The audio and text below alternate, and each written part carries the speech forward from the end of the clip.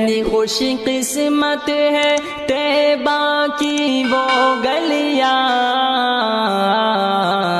जिनमें बंधन के मेरा यार निकलता होगा। भैया कि अब आपको बता देते हैं, पढ़े लिखे लोग 2.5 करोड़ स्टूडेंट जो रेलवे का फॉर्म भरता है जिसमें 500 रुपए सरकार लेती है, इस तरह से टोटल 12.5 अरब होता है रुपया, यानी कि 12 अरब 50 करोड़।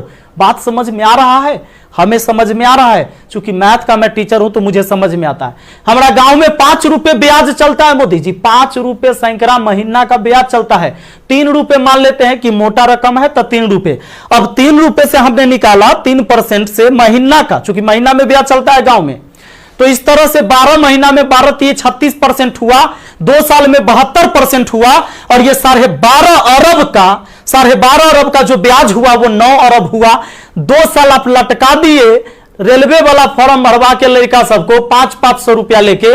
अब आप कहिएगा कि एग्जाम के बाद तो हम पैसा लौटा देते हैं, लेकिन बात यहां यह है कि पैसा तो आप लौटा दीजिएगा, 100 रुपया रख लीजिएगा, 400 लौटा दीजिएगा, लेकिन 2 साल में आपने बिजनेस कर लिया है 9 अरब का। भैया बहुत होता है 9 अरब, कोई साधारण बात नहीं है। अब देख लीजिए, आप कहेंगे कि इतना बकर बकर कर रहे हैं, भाई गरीब आदमी है। जब मेरे अकाउंट में केवल 1,23,000 रुपया था ना, तो 1 लाख रुपए हम पीएम केयर फंड में दिए थे। काहे जानते हैं? कि कोरोना से लड़ाई लड़िएगा ना, तो कोरोना से लड़ाई लड़िएगा तो देश हित में ही पैसा जाएगा।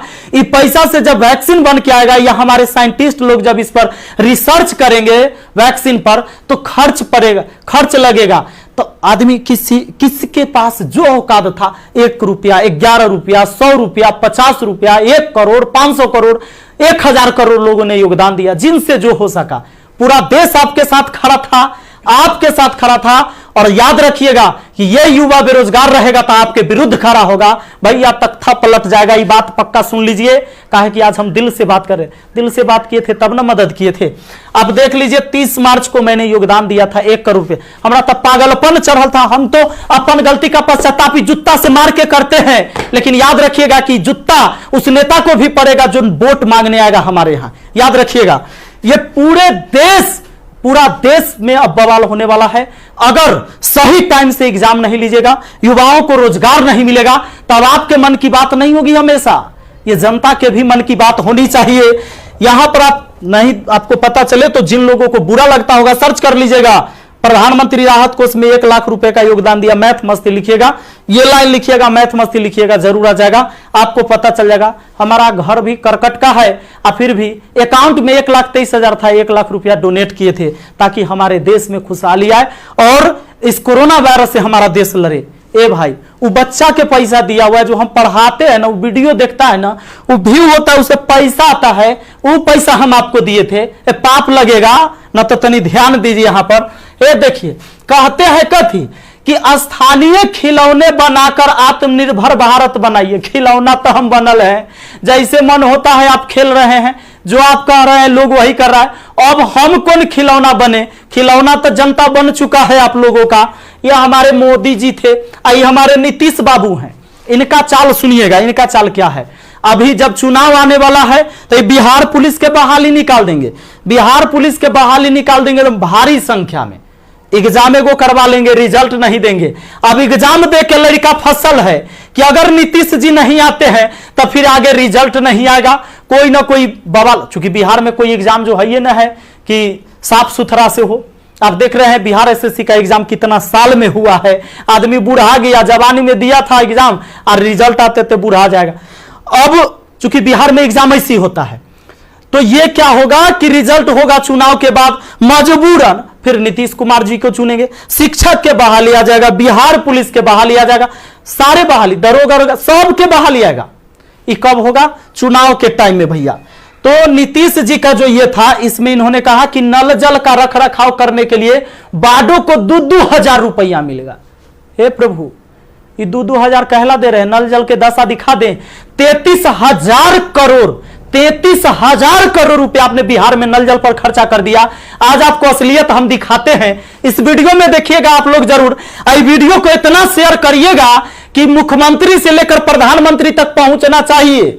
बिल्कुल पहुंचना चाहिए कि हमारे जहां से हम हैं वहां की स्थिति आपको दिखा देते हैं कि नल जल का स्थिति क्या है। बेरोजगारी तो भैया आपने ऐसी पहुंचा दिया है यहां पर कि लोग अब कुछ करने लायक नहीं है। आप अगर आत्मनिर्भर बनाना था, खिलौना बनाना ही था, ये कहेला पढ़वा रहे, शुरू से खिलौने बनवाते, कहेला ही 500 रुपया लेके फॉर्म भरवा लिए और 2 साल में 9 अरब आप ब्याज कमा लिए। प्रभु क्षमा कीजिए, प्रभु इस पर कोई उपाय कीजिए, वरना आपकी तख्ता पलट जाएगी। और सारे विद्यार्थी, जितने भी छात्र हैं, मैं आप सबसे अपील करता हूं, इस वीडियो को शेयर करिए, जितना ज्यादा शेयर हो। और सारे एजुकेशन चैनल वाले जितने भी, चूंकि आपकी मीडिया नहीं दिखाएगा, विद्यार्थी का दर्द कोई नहीं समझ पा रहा है, वो वही चीज दिखाएगा जो सरकार चाहती है। हमारे सारे भाई बंधु जितने भी वाईफाई स्टडी एग्जामपुर है, अभिनव शर्मा है, राकेश यादव सर है, जितने भी लोग हैं जो भी वीडियो बना रहे हैं बहुत अच्छा कर रहे हैं, सभी को हाथ जोड़कर तहे दिल से मैं धन्यवाद देना चाहूंगा, क्योंकि ये विद्यार्थी जो बेरोजगार है ना, उसी के वजह से हमारा रोजगार है, यही बात सच्चाई है। और इसीलिए हम इनके लिए लड़ेंगे, चाहे जो हो जाए। धरना प्रदर्शन होगा, पूरे देश में धरना प्रदर्शन होगा। और जहां ये 2.5 करोड़ विद्यार्थी सड़क पर उतर गया, तो सुन लीजिए, ये बिहार से लेकर दिल्ली तक हिलेगा, ये बात निश्चित है। एक साथ हम हैं, सबके साथ हैं, सारे छात्र आंदोलन करने के लिए तैयार रहिए। एसएससी टाइम से एग्जाम नहीं लेती है। एक तो आप वैकेंसी ही कम निकालते हैं, अब वैकेंसी कम निकालते हैं तो जो निकालते हैं ओकर तो कम से कम एग्जाम ले लीजिए, सही से रिजल्ट ले लीजिए, सही से रिजल्ट दीजिए और एग्जाम सही से ले लीजिए, टाइम से ले लीजिए। एक शेड्यूल बना दीजिए, जैसे मैट्रिक का एग्जाम होता है, 12th का एग्जाम होता है कि इस महीने में होगा, इस महीने में रिजल्ट होगा, उसी तरह एसएससी का भी एग्जाम होना चाहिए, रेलवे का भी एग्जाम होना चाहिए। आपको जितने सीट पर लेना है, लेकिन इसका एक टाइम फिक्स होना चाहिए, कितने इस महीने में एग्जाम होगा, इस महीने में रिजल्ट आएगा, इस महीने तक ज्वाइनिंग होगा, ताकि अंधेरे में लोग ना जिए। हे प्रभु, ये पाप लगेगा अगर इस युवाओं के साथ गरीब के बच्चा ना जनरल कंपटीशन के तैयारी करता है, आर्मी के तैयारी करता है, गरीब के बच्चा जाता है। कम से कम एकरा साथ इतना अन्याय ना कीजिए। ये पाप का घड़ा भर चुका है। मैंने अपने सर पर जूता मारा है। अगर वोट मांगने मेरे एरिया में आइएगा, हम जूता मारेंगे आप लोग को, ये बात पक्का कह देते हैं। आई वीडियो शेयर होना चाहिए। आप सबको इस बात के लिए मैं कहना चाहूंगा कि आप शेयर करिए, इस वीडियो को पहुंचाइए, जहां तक हो सके इसको पहुंचना चाहिए। और हर व्यक्ति आपसे हाथ जोड़कर विनती है कि हल्ला बोल ये नारा लगाइए और सब लोग पहुंचाइए, सब लोग वीडियो बनाइए, जितने भी एजुकेशन से जुड़े हुए हैं, क्योंकि कोई मीडिया वाला आपको दिखाने वाला ये नहीं है। और बस यही बात कहना चाहेंगे और जल्दी आग के तरह इस वीडियो को फैलाइए। और ज्यादा कुछ नहीं बोलेंगे। बेरोजगारी इतना बढ़ गया है कि आप सब कुछ समझ ही रहे हैं।